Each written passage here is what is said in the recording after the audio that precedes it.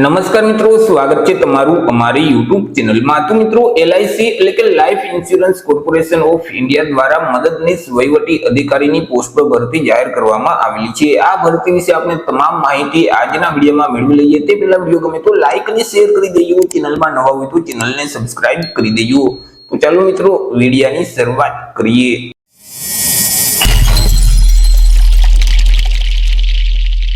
તો મિત્રો, આજે ભરતીનું નોટિફિકેશન છે તે એલઆઈસી એટલે કે life insurance corporation of India દ્વારા બહાર પાડવામાં આવેલું છે। એલઆઈસી દ્વારા એએઓ એટલે કે આસિસ્ટન્ટ એડમિનિસ્ટ્રેટિવ ઓફિસરની પોસ્ટ પર ભરતી જાહેર કરવામાં આવેલી છે। તો સૌથી પહેલા મિત્રો આપણે વાત કરી લેશું કંઈક અગત્યની તારીખ વિશે। હવે મિત્રો, આ જે ભરતી છે તેમાં જો તમારે અરજી કરવી હોય તો ઓનલાઈન અરજી ફોર્મ ભરવાનું રહેશે।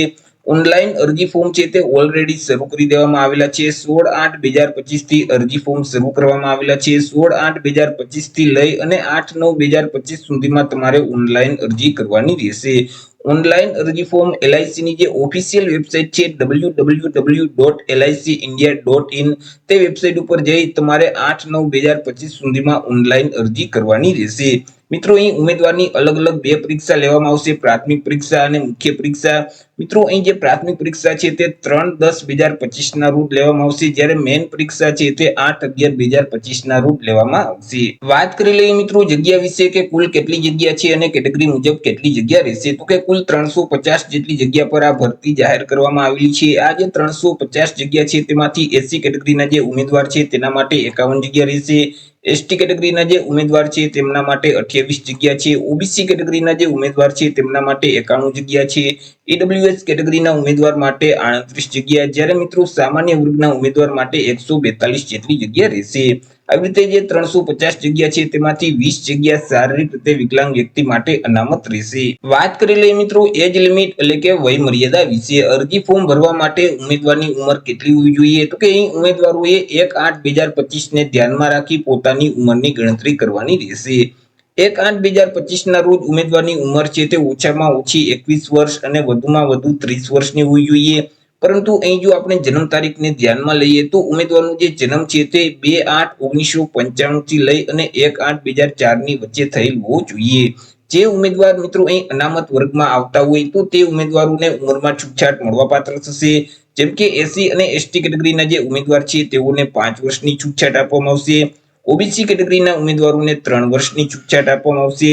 ત્યાર પછી શારીરિક રીતે વિકલાંગ વ્યક્તિ છે તો તેઓને 10 વર્ષની ઉંમરમાં છૂટછાટ મળવાપાત્ર થશે। માજી સૈનિક છે તો તેઓએ જે સંરક્ષણ સેવા બજાવેલ છે તે ઉપરાંત 5 વર્ષની ઉંમરમાં છૂટછાટ આપવામાં આવશે। તે સિવાય બાકી જે તમામ ઉમેદવાર છે તો તેમની જે ઉંમર છે તે 1/8/2025 ને ધ્યાનમાં રાખી ઓછામાં ઓછી 21 વર્ષ અને વધુમાં વધુ 30 વર્ષની હોવી જોઈએ।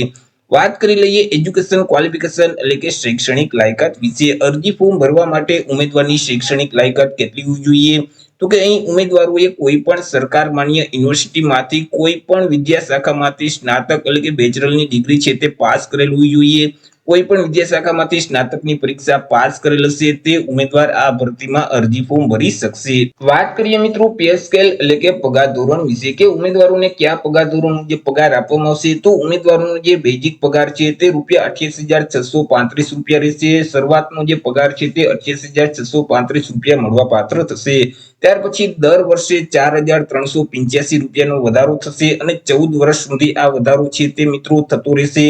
14 વર્ષ પૂરા થશે એટલે મિત્રો તમારો જે પગાર છે તે ₹1,50,025 થઈ જશે।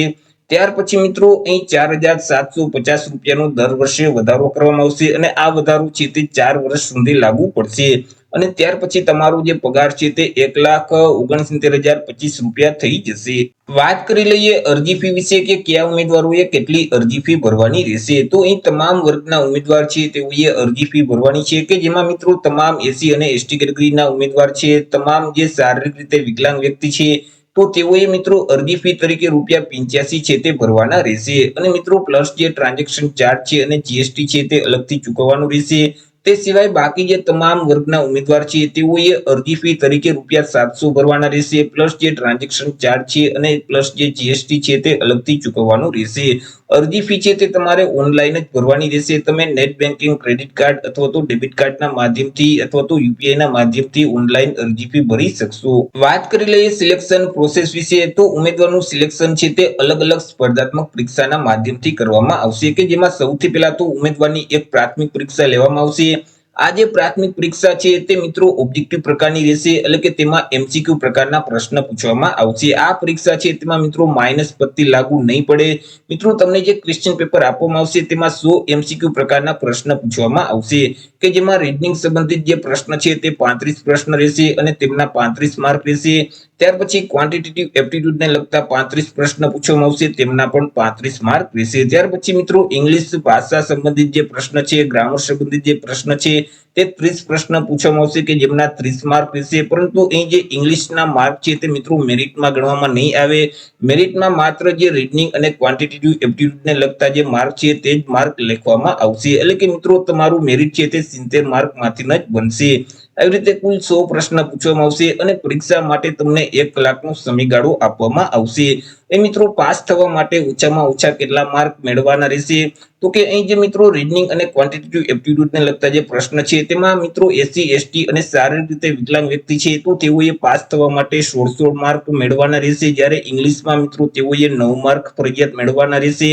તે સિવાય જે અધર ઉમેદવાર છે, એટલે કે તે સિવાય જે અન્ય કેટેગરીના ઉમેદવાર છે તેઓએ પાસ થવા માટે રીઝનિંગ અને ક્વોન્ટિટેટિવ એપ્ટિટ્યુડમાં 18 માર્ક ફરજિયાત મેળવવાના રહેશે અને ઇંગ્લિશમાં 10 માર્ક ફરજિયાત મેળવવાના રહેશે. ત્યાર પછી બીજા તબક્કામાં ઉમેદવારની મેઇન પરીક્ષા, એટલે કે મુખ્ય લેખિત પરીક્ષા લેવામાં આવશે. આ જે પરીક્ષા છે તે ઓબ્જેક્ટિવ અને વર્ણનાત્મક બંને પ્રકારની રહેશે, કે જેમાં મિત્રો 120 એમસીક્યુ પ્રકારના પ્રશ્ન પૂછવામાં આવશે, કે જેમના 300 માર્ક રહેશે અને તેના માટે તમને 2 કલાકનો સમયગાળો આપવામાં આવશે. તેમાંથી રીઝનિંગ પ્રકારના જે દાખલાઓ છે તેવા 30 દાખલા પૂછવામાં આવશે, કે જેમના 90 માર્ક રહેશે. જીકે અને કરંટ અફેર્સ સંબંધિત 30 પ્રશ્ન પૂછવામાં આવશે, કે જેમના 60 માર્ક રહેશે. ત્યાર પછી ડેટા એનાલિસિસને લગતા જે પ્રશ્ન છે તેવા 30 પ્રશ્ન પૂછવામાં આવશે, કે જેમના 90 માર્ક રહેશે. અને ઇન્સ્યોરન્સ સંબંધિત જે પ્રશ્ન છે તેવા 30 પ્રશ્ન પૂછવામાં આવશે, કે જેમના 60 માર્ક રહેશે. આવી રીતે 120 એમસીક્યુ પ્રકારના પ્રશ્ન પૂછવામાં આવશે, કે જેમના 300 માર્ક રહેશે અને તેના માટે તમને 2 કલાકનો સમયગાળો આપવામાં આવશે. ત્યાર પછી મિત્રો ઇંગ્લિશ ભાષા સંબંધિત તમને કોઈ પણ 2 નિબંધ આપવામાં આવશે. તે મિત્રો તમારે વર્ણનાત્મક રૂપે લખવાના રહેશે, કે જેમના 25 માર્ક રહેશે અને તે મિત્રો મેરિટમાં માર્ક તેમના ગણવામાં આવશે નહીં અને તેના માટે તમને 30 મિનિટનો સમયગાળો આપવામાં આવશે. આ જે પરીક્ષા લેવામાં આવશે તેમાં પણ માઇનસ પત્તી છે તે લાગુ પડતી નથી. તો આવી રીતે મિત્રો એલઆઈસી દ્વારા મદદનીશ વહીવટી અધિકારીની પોસ્ટ પર ભરતી જાહેર કરવામાં આવી છે. તો આશા રાખું છું વિડીયો પસંદ પડ્યો હશે. વિડીયો પસંદ પડ્યો હોય તો લાઈક અને શેર કરી દેજો. ચેનલમાં નવા હોય તો ચેનલને સબસ્ક્રાઇબ કરી દેજો. ફરી મળીશું એક નવા ટોપિક સાથે એક નવા જ વિડીયોમાં. ત્યાર સુધી જય હિન્દ, વંદે માતરમ.